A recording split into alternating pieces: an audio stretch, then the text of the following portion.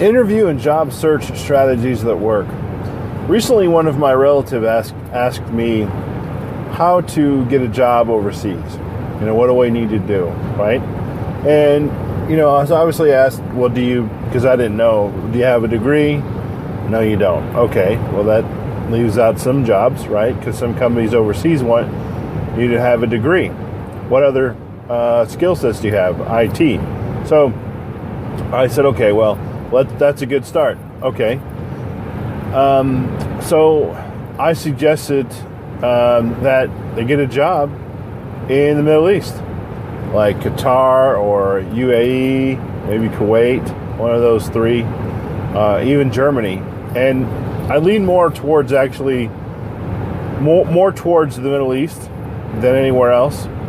And I'll just give you the audience the advice I gave. So it's like this: Middle East, it's not easy to get there, but it's not hard either.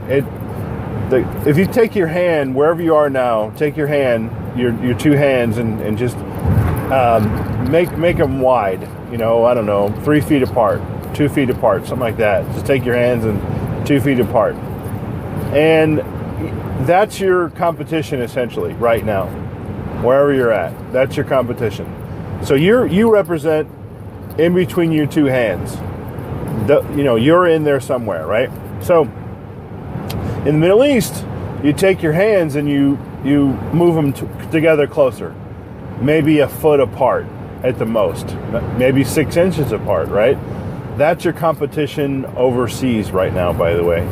The reason is because a lot of people don't know what they don't know. They read the news and, of course, right, and TV and all that, and that they think that's how it is everywhere completely, which is not factual. But like, again, there are places like that, but, for the most part, it's anywhere really, but for that's one. The second one is the entry barrier. So they're thinking, okay, I'm going to go over there, I'm going to make $300,000, right, a year or whatever. That's not the case anymore. That was back in the day. You could make probably like $200,000 way back in the day, but nowadays it's not like that anymore. And so the other thing is, so they're like, okay, well, they're going to see a job, and it's going to pay like maybe $80,000 a year, let's say, right? And they say, oh, I'm not even going to bother with that because that's not enough, for me to go over there. And now, what they probably don't get is this: when you live overseas, everything is, your housing is paid for, all that, right? Typically, it's paid for.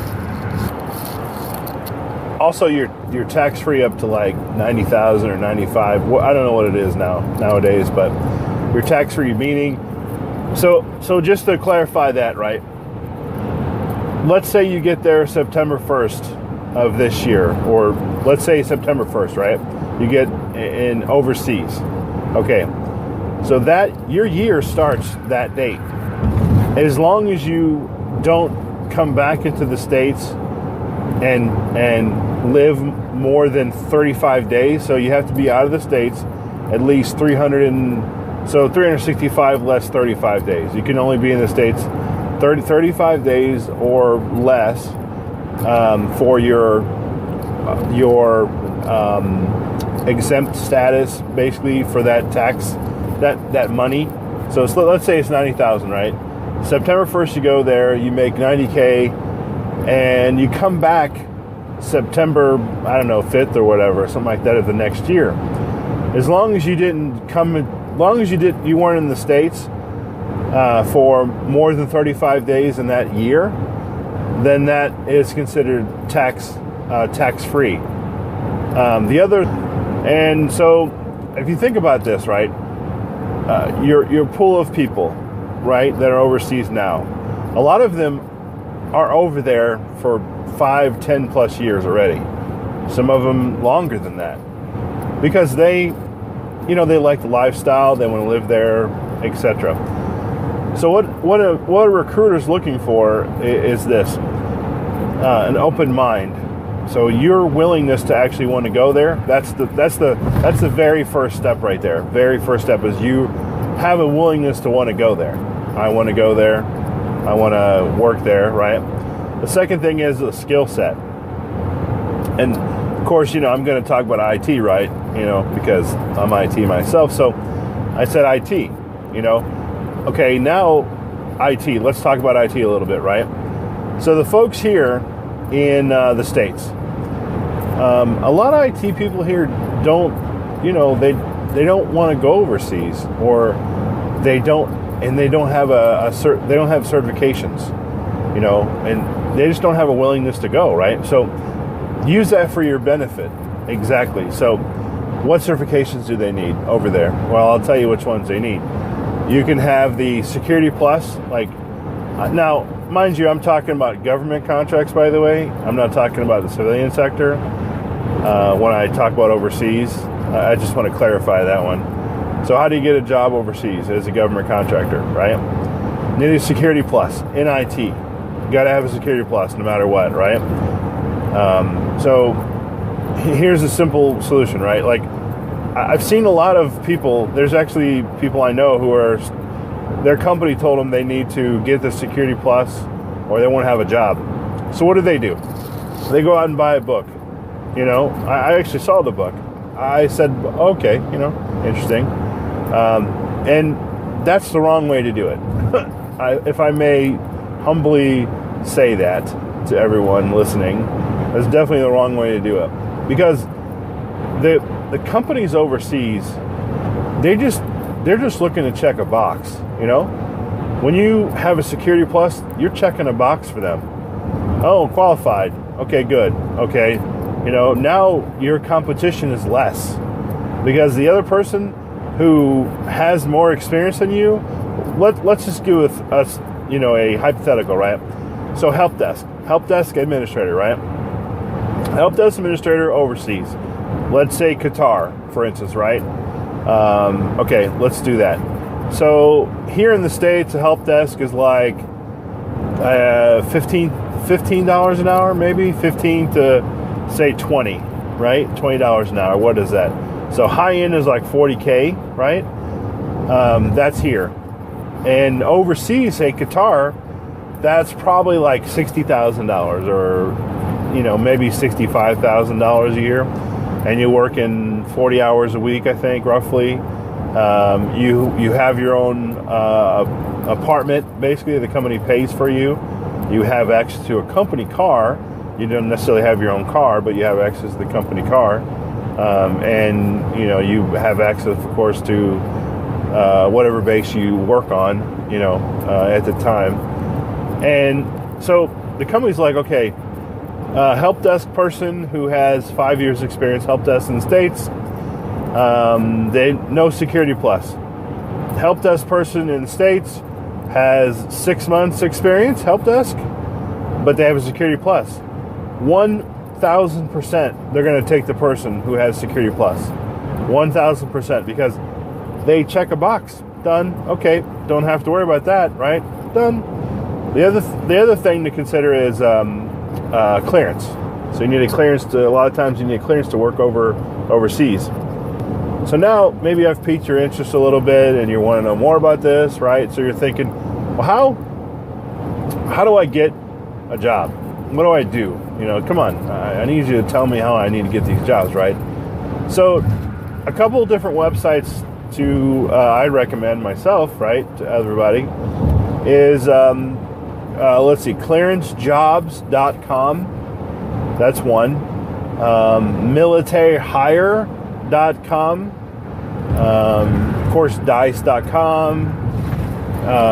Let's see, monster.com, careerbuilder.com. CareerJet. That's another one. I don't know if you guys know that or not, but I said monster, right? Monster.com, yeah. CareerJet.com. So CareerJet.com, it's one of those search engines for other job sites everywhere.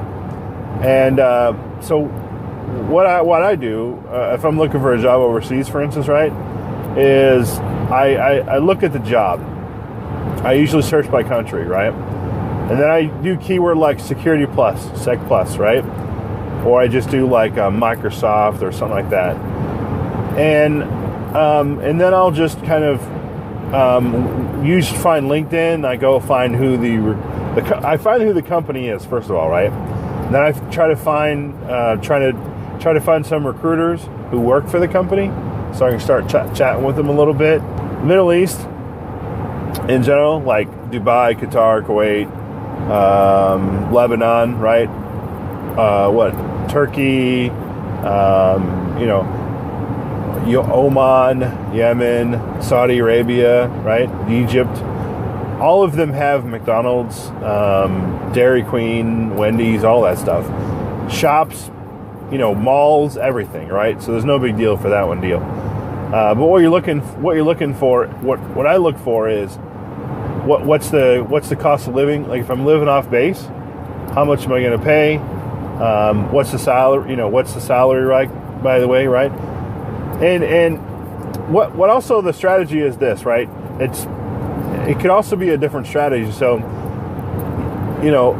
to go over there, you're going to go, relatively to other people over there, you're going to go lower pay. You're going to go over there for lower pay than other people. So you might go over there $60,000, right, for a help desk, when maybe other people over there who are help desk make $70,000, right? And you don't care about that. You're just doing, you're just figuring out for your deal, not them.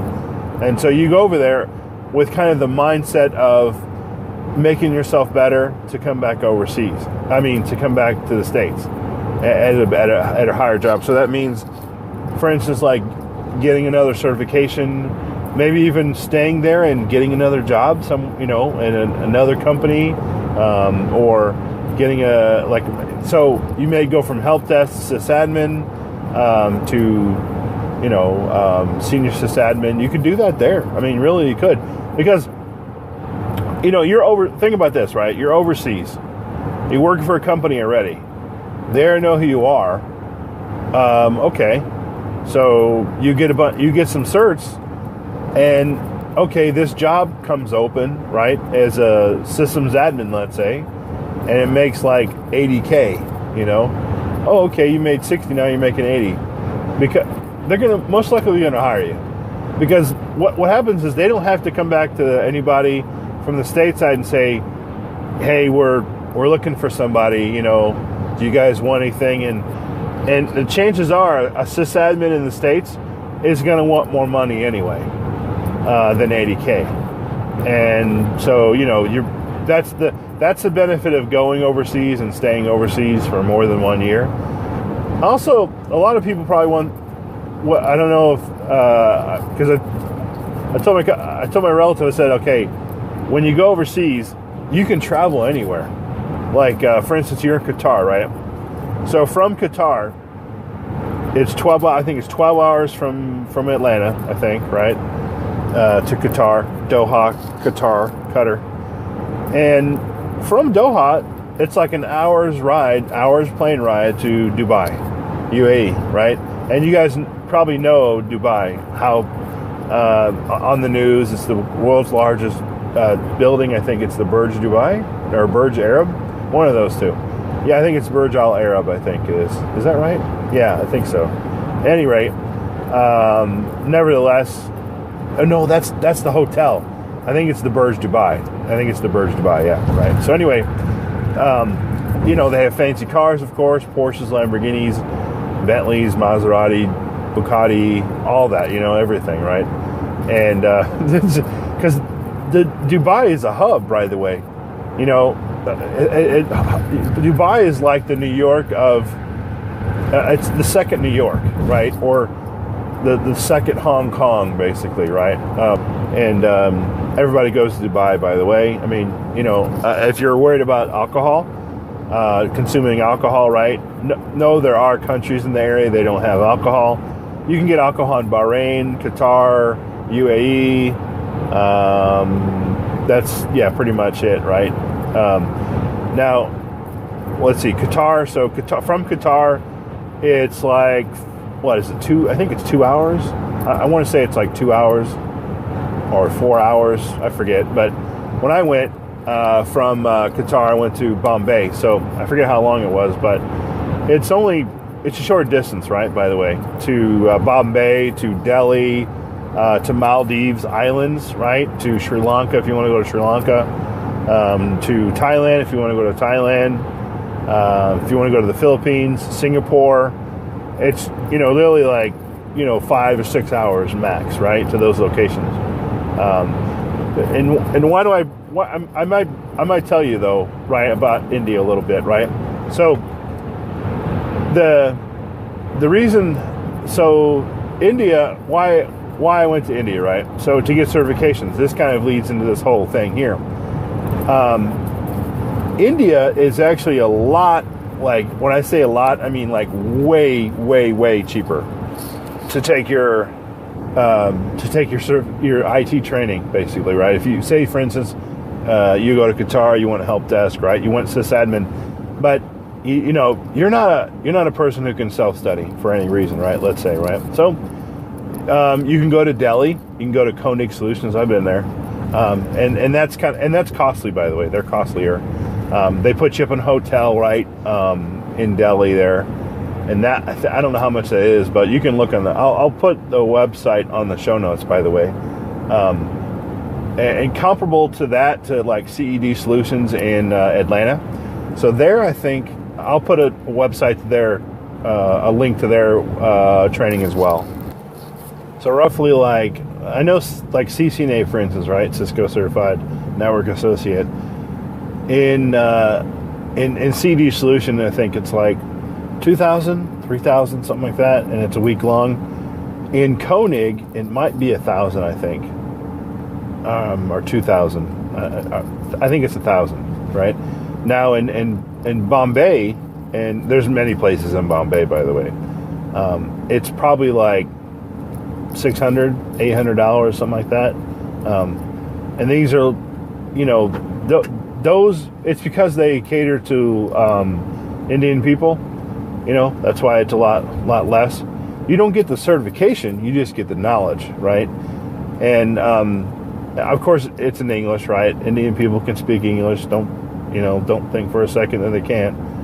Their accent's not that heavy. I don't know why people say that. It's not that heavy at all to me, anyway. I mean, I'm fine. I mean, the training's good, by the way. I mean, they know what they're talking about, and it's I say IT certifications. If you're a nurse in a foreign country and you try to come to the States and practice nursing or do nursing work or whatever, there's a chance that they might not accept your credentials from wherever it's at. Whatever hospital or, whatever college it was at. They may want you to take some more classes or training, right? Now, that's not the case with IT. If you're a CCNA in Qatar, and you're a CCNA in the U.S., same CCNA, no different. Same knowledge, same certification is valid, around the world. Doesn't matter. The cost, I think, is the same too for that. So let's get into cost about a Security Plus now that I talked about it, right? And it's about $315 for the test, and it's 100 questions, right? And so instead of getting the book, and doing that, and reading the book and all that, right? Look, this is just about getting a job, by the way. You can learn that stuff later on, by the way. Just get the test and pass it. Doesn't matter, right? Plan on failing your first time. That's just so much easier, right? Get it out of your way. $315. That's a lot of money, I know, but if you, what I find is if I overstudy for something, like, I need to study, and then I'm waiting till I'm ready. It's going to take me a lot longer, to do it, rather than just, okay, I'm going to do it. I'm going to get the Pass for Sure dump, right? You can go to passforsure.com and you can buy a dump for like $100 some odd. And it's like a pool of questions, basically, right? And then you go and you just study those questions, memorize them, whatever. And then you go take the test. So you're out like First time in, you're out what, $315 plus $150, right? Let's say, right? Your first time taking it, and you can do that within like a week, easily within a week, and then okay, now then maybe you study the questions even more, or you try to find a free version of the book if that's what you want to do, and then take it again, and then most likely you'll pass it, right? So that's the case. That's to get a job, because that's your entry point to get into a job, a government contract job overseas. And you know, the companies don't mandate that. A company like whoever doesn't say, I need you to have a cert.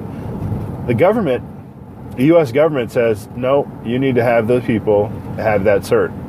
I'll tell you, for example, I know a company that had 30 people that had a CCNA. They had a CCNA, and they had, they worked in this, networking type of job, right? As a network admin, basically. 30 people. The company told them, hey, you guys got 6 months to get a Security Plus, or you're going to have to look for another job.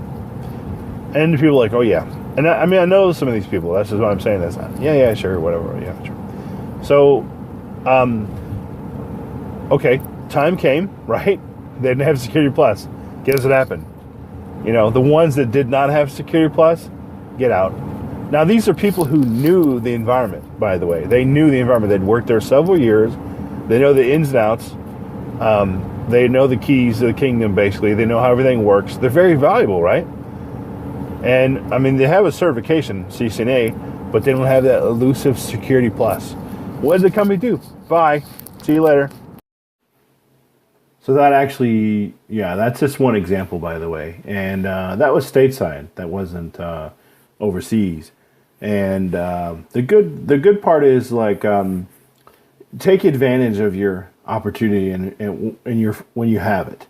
Be prepared for your next job. When you're overseas, of course you work for a company. It's different. You can't work for another company, or you can't work for another place, basically, because you have a visa, right, for that particular country. So you have a work visa for that. So that is the downside. Whereas in the States, you can work 2 or 3 jobs if you wanted to, right? A weekend gig or a side hustle. The unique thing is, though, over there. So I'll just tell you this, right? If you imagine your knowledge is like this. When you work for the government, here's your knowledge. This is why it's hard for a lot of people who were in the military to come in the civilian world. And this is the reason why. So it's very wide, that your knowledge is very wide, because they expect you to do a lot of stuff. And it's kind of like OJT. Hey, you're going to learn this. I'm going to teach you this. Everybody teaches one another for the most part. So your knowledge is very wide, but it's not very deep. So you may know Active Directory a little bit, but you don't know the full scope or whatnot. And the same thing so now, conversely, in the commercial sector, or the States, let's say, right? So in the States, they expect you to know a shallow one piece of knowledge, basically, but you should know a lot of that, right? And so that's what a lot of companies are looking for in the States.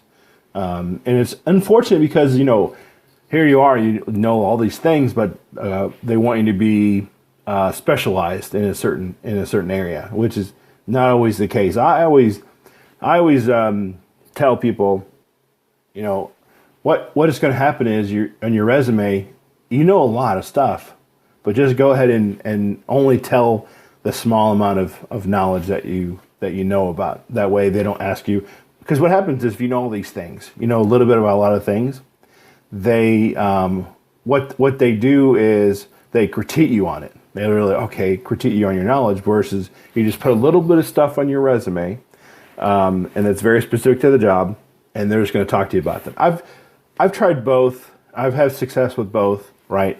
But at any rate, that's the key. The good part about when you're overseas they they expect you to do things, but they know it's a slow pace. It's slower.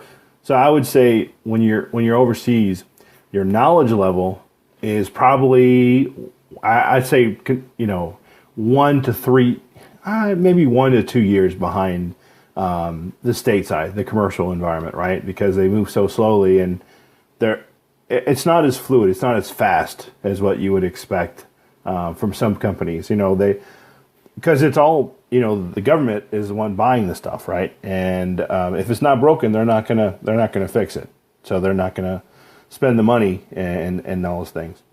And typically, the companies overseas, they don't really. They give you like what their canned training from their corporate or whatnot. So usually, what they do is they overbuy or overpay for training that's probably not even related to what you're doing, or it's so, one of their. It's more geared for the stateside people. They want to meet a quota basically, or they've purchased this training that they can write off or whatever, but it's not specific to what you're doing, or it's so general. If you're learn from a book, then that's perfect for you.